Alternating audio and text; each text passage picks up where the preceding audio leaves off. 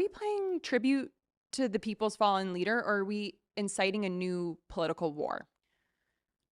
Then we had Erica Kirk, Charlie's widow, who gave an emotional speech that had the crowd on its feet.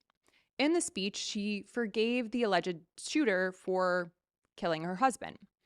In a moment of profound grace, Erica said, "The answer to hate is not hate." As the crowd erupted into applause, some of my favorite creators put it best. Ariana Jasmine said, "Would she have forgiven him if the shooter was Muslim or if the shooter was brown?" "White supremacy is a hell of a drug," Ariana said. "It felt really off in the moment. Yes, this is a woman grieving, but she was also standing in front of thousands in a stadium, sharing what felt like a very interesting, very politically crafted message and a precursor to it just felt like a more radical political statement and movement that's coming next." It's hard to say. We also need to take a moment to remember that this awful shooting is the number one cause of death for children in the US. It has been 1 day since our last mass shooting, the last time I checked. There have been 350 mass shootings this year. So yeah, the choice was interesting. And then came the grand finale of all the weird, Trump's remarks, the wacky headliner.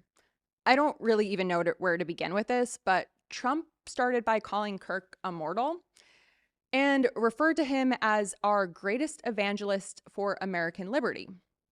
He said Charlie had a good heart and was a great American hero. But then he dropped this wacky bomb. Charlie did not hate his opponents. That's where Trump drew the line with Kirk. Trump then went on to say, "I, on the other hand, hate my opponents and I don't want the best for them." What? Like, nobody let Trump anywhere near another eulogy. He was just starting to eulogize what he called a great hero, and then also just like did a skirt to admitting that he hates his political enemies.